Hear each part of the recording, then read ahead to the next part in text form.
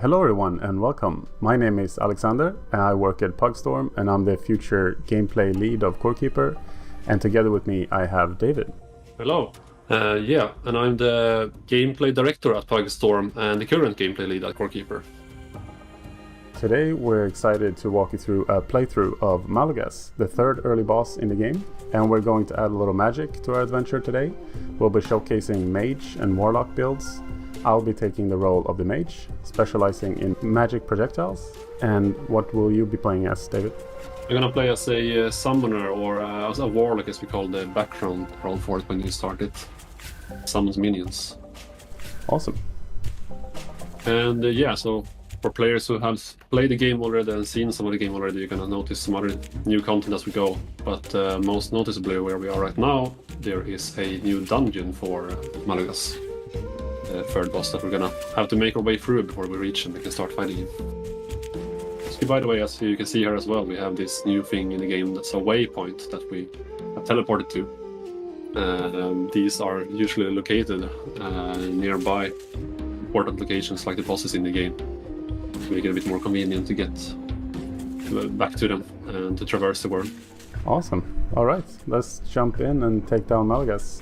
We hope you enjoy this look into Corekeeper's development. And remember, we're playing an early build of the game, so some elements might change before the final release, but we're eager to hear your feedback on what you see here today. Yeah. Alright, let's enter them. These are usually pretty good to smash. Yeah. I think we'll try to make our way more, and we'll see. So, remind there's several paths in the dungeon. There's like the most dungeons in the game, so it might not be obvious which way leads you to the final boss room. Right. Oh. Nice. Whoa, it's a big one.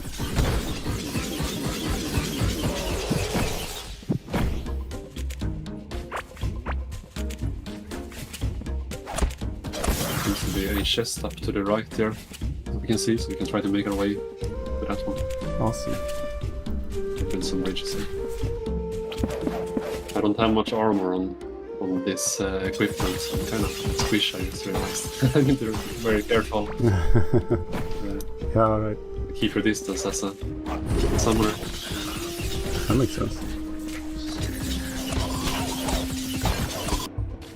Oh, they destroyed the chest. But the loot still remains, so you can pick that up. There we go. Oh.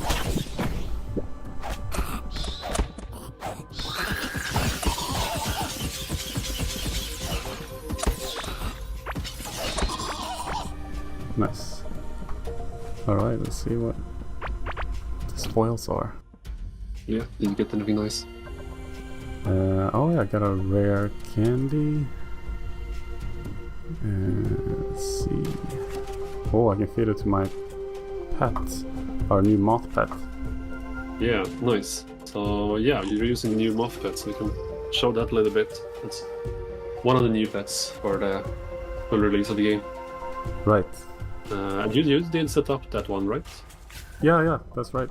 I set it up together with the artists, and we added this new talent, Winged Escape, that reduce snare and stun. Right, it's convenient in the mold dungeon and the nature biome, and I believe that's also where you get it. And so typically you don't get it this early in the game, but we picked it up anyway, so we can show it a bit in this video. But yeah, it's similar to the bird in the sense that it buffs you mainly. It doesn't attack like the dog or the cat. It's another variation of that. But yeah, perhaps we can show a little bit of the new equipment that we have that you're using, as well as me, and maybe some of the skills that we've added. Right, yeah. So as my primary weapon, I'm using the arcane staff, which does magic damage. Yeah, it's a fast magic weapon. It shoots a lot of missiles. Right, yeah, as you can see, it's really, really good. It shoots really fast, so takes down enemies really well. And Whoa, that's an enemy. It's our stream. Rude. Yeah. As for magic, I have true sight that increase my critical hit chance. Indeed, the magic is built a little bit around crit.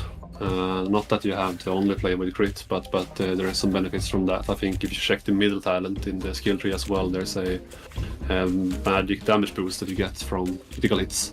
So you have made the magic equipment that sort of benefit from critical hit chance a little bit extra. Build around that. But I'm sure it can benefit from attack speed or other builds as well. Yeah, and I've seen it on some gear or some weapons as well, I think. Yeah, exactly. And magic weapons in general are a bit stronger as well, since they cost mana, so you get that benefit from it. So I imagine players will make builds with magic that deals crazy large hits. Yeah, that would be really cool to see.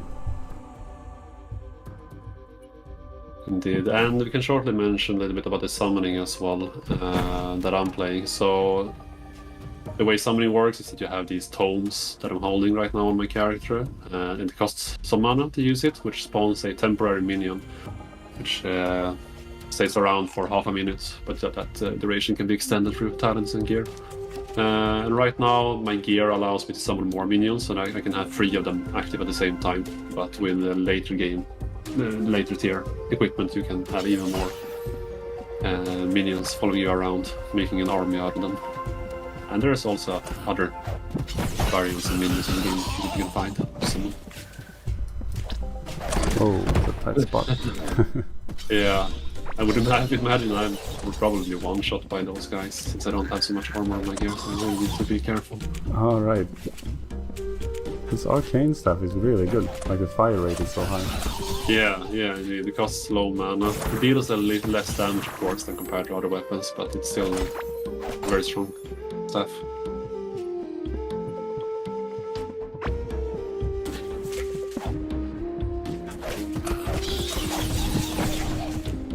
Yeah, make a very bridge here.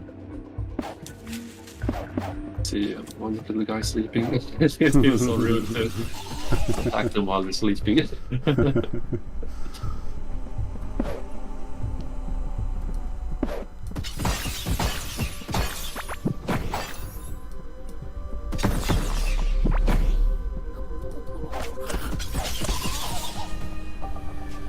Right. See, I think we're closing in on the final room. Oh yeah. Just need to wake our way around to the other side. Entrance of it, I believe, is here. Yeah, here we have it. Let's break open the doors. And as we can see, there is no Malagas here, because you, just like in the current version of the game, you need to summon him, which requires some crystal skull shards that you find from the enemies and the ancient destructibles. We have reduced the requirements for them, since this is now the third main story boss, so you don't need to grind for the crystal shards as much. So let's see, do you have any crystal shards in your inventory, Alex? Yep, I have 2. 2, alright, I have another one, so I can trade that to you. So you can pick that one up. So yeah, it only requires 3 now instead of 10 of them, so you can combine them, and then we're gonna engage. Yeah, so I'm wondering if we should clear up the room a little bit. Oh, that's a good idea. Well, Maybe I can move a little bit. I think I can destroy a few things, but I think Malagas himself is pretty good at clearing up the room, so I think we can leave the walls and let him destroy Alright. that stuff to remove it from, but let's make it a little bit easier to navigate around here at least. Alright. Are we ready?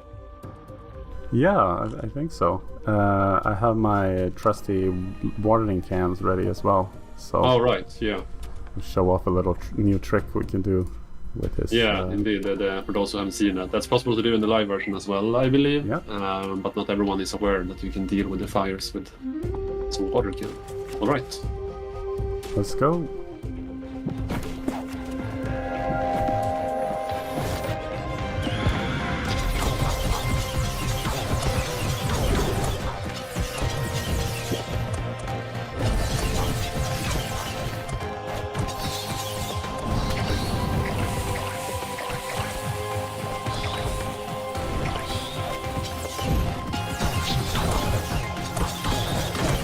doing pretty well.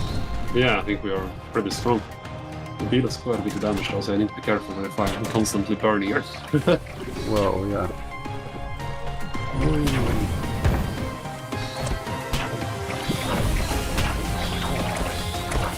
My arcane staff broke, but Oh, okay.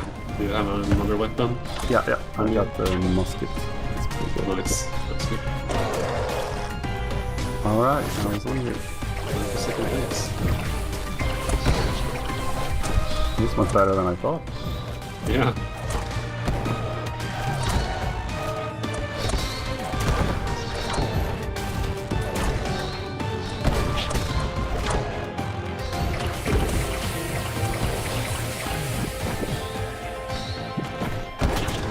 Yeah, the minions are really nice to use. You get a lot of uptime in their damage. Of course, they deal less damage than you do, so. But if you gather up a lot of minions and have a lot of minion gear that boosts their damage, they can be pretty heavy on the DPS. Nice. And the bats are ranged? Are they all ranged? Yeah, indeed, the battle range, but the other minions that you get in the game have some variations to them. But I won't spoil all of it, so let the players find them and figure out what they can do.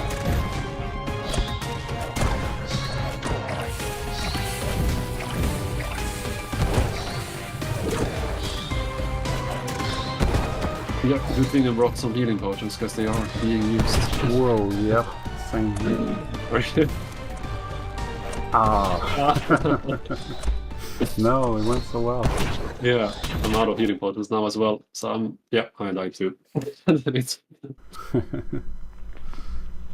Alright, yeah, but I think we'll round it up there.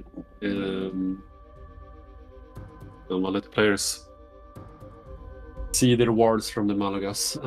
But yeah, as you can see, since we're in the base now anyway, where we respawn, we can see that the new statue here is showing Malagas instead of the High Mother. We can mention a little bit about that, why we changed that. And the main reason for changing it, it was primarily that we know that a lot of players were not comfortable with the whole larva biome. That dungeon in itself is quite disgusting for some people, and the High Mother as well can be quite hard for some players to look at. Right. So we swapped it around a bit, because we wanted to improve Malagas anyway, with adding a dungeon and so to it. So yeah, that's the third boss now. High Mother still exists as an optional boss that players can find and kill. Oh yeah, that's a good point. So you can still find them in the same area. Yeah. Nice. Exactly. All right. Yeah. Well, that wraps up our playthrough of Malagas. We hope you enjoy watching as much as we enjoyed playing. Thank you for watching, and consider subscribing to our channel for more updates and gameplay from Core Keeper.